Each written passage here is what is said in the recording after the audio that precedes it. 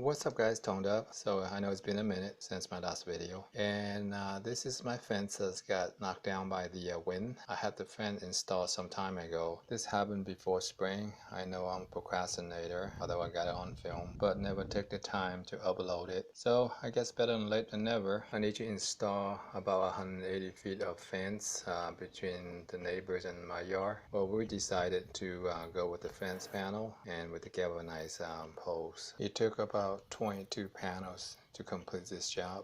So this video I'm going to show you how to put everything together. I ran a string from the front to the back, get a straight line, and every 8 foot I would dug a 2-foot deep hole. Here you see me installing the first post. The concrete mixture is a little watery. This will give me time to adjust the posts. I put 2 4x4s on the sides right there just to hold up the posts. Once the post is level and you see those concrete chunks over there was a good reason I made the concrete a little watery. And here you can see that I'm able to easily dispose of the old concrete chunks.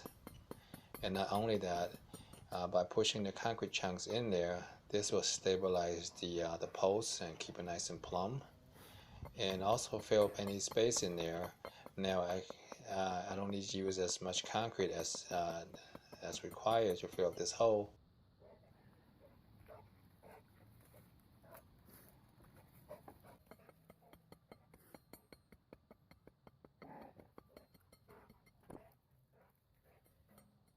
No, that noise you hear is not a pig in the background.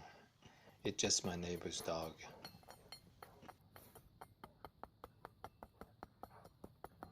Wow, that was a pain in the butt to install the first post. That's a lot of work. Here I'm building a spacer between the 2 posts. I took a 8-foot conduit pipe and cut a little bit off of it to compensate for the post diameter. Then I weld a little C shape at each end. This way when I press against the post, you'll lock it in place and they'll give me the exact measurement between the 2 posts without me breaking out the tape measure. And of course, this will help me put up the post a lot faster.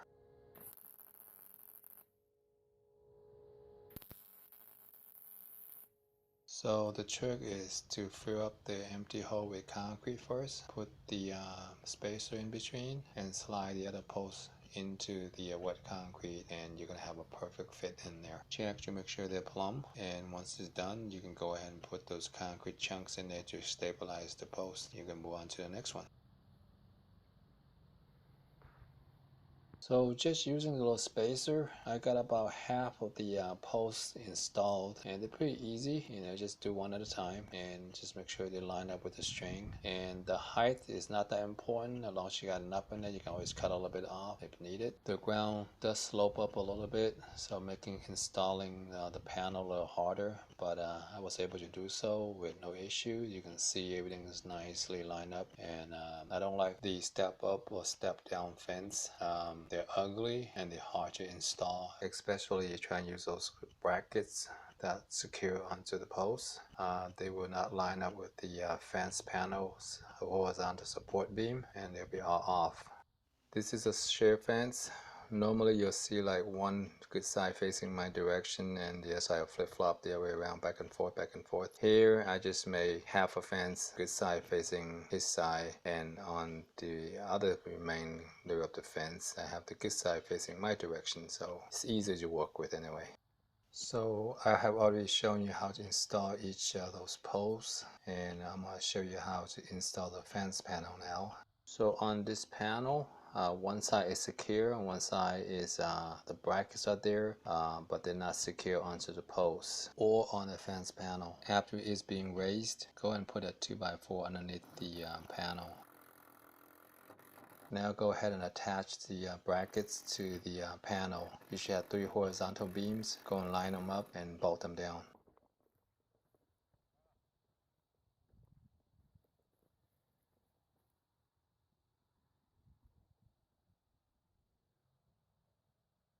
Let's go ahead and grab another panel. Now take this panel and butt against the other one. And check the top, make sure they are the same height. After that, check the vertical gap between the two panels. Make sure they're evenly gapped. If the gap on top is tight and the bottom is spread apart, you have two options. You can remove the 2x4 on the left side panel on the bottom, or raise the left side first panel right there to make it higher, and that should eliminate the gap. Once you lift up the panel, one hand secure it down to the post so it won't slide down. And let's give it another try and see if we can butt the second panels to it and see it line up.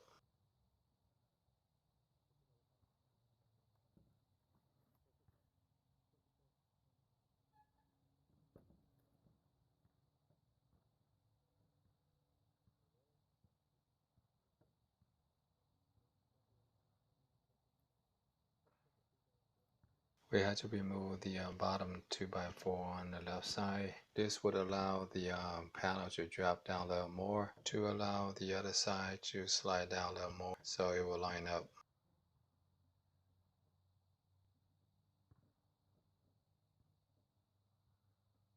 That seems to do the trick. Double check the gaps again and check the top as well, make sure it's still level, and go and secure the brackets to the new panel.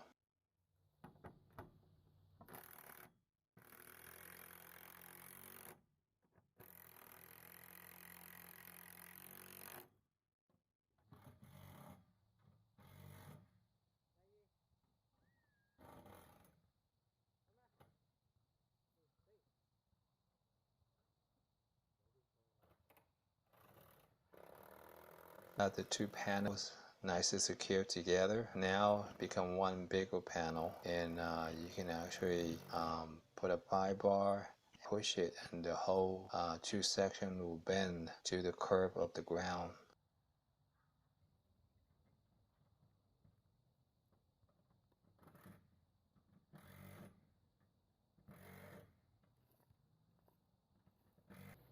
Continue adding more panels to it to finish the fence up. Go and follow the same instruction, but against the existing fence. Make any adjustment that's needed. Once everything is level, go and bolt it to the other fence panel. So it is important when you put two panels together, make sure they line up. They don't have to be 100% perfect because some of these panels made from the shop, they are not perfectly aligned. Sometimes the horizontal post is off slightly. Try to get as close as you can. And the gap in between the two fence panels is important as well. If you feel they all line up correctly, go and tighten all the brackets.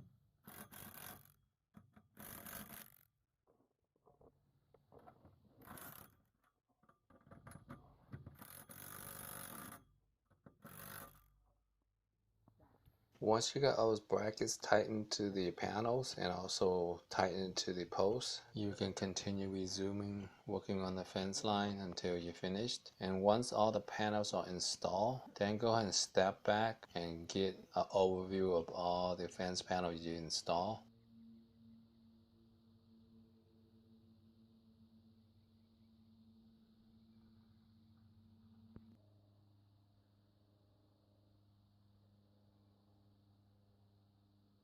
Then you can check for any dips or any spot that is a little higher, and go ahead and make some minor adjustment to make them line up. I want to keep the new fence look and also make it last a little longer. What I got here is 50% used motor oil and 50% diesel fuel. I got an old sprayer right here that I'm putting the fuel and the oil in it. So the mixture thin out the oil, which allow it to spray out like a mist. If you just have just oil in there, or you have too much oil in there, it'll spray out like a stream, and that's not what you want. And if you don't have a sprayer, I guess you can use a roller and do it that way. And this is one coat right here. You can see the wood turn a little darker and kind of bring out the wood grains and make it look a little nicer. And this is just used motor oil that I collected, when I do my oil change. It doesn't need to be used motor oil. You can use new motor oil for transmission, power steering, or hydraulic fluid. They all work. Just make sure to thin them out. You can reapply each year or every other year, and this way you'll keep your fence protected from the sun and all the bad weathers. Not to mention also keep your fence nice looking throughout the year. I hope you find this video helpful and entertaining, and if you do, give me a thumbs up and also subscribe to my channel. And let me go back and finish staining my fence, and I'll catch you next time, and thank you for watching.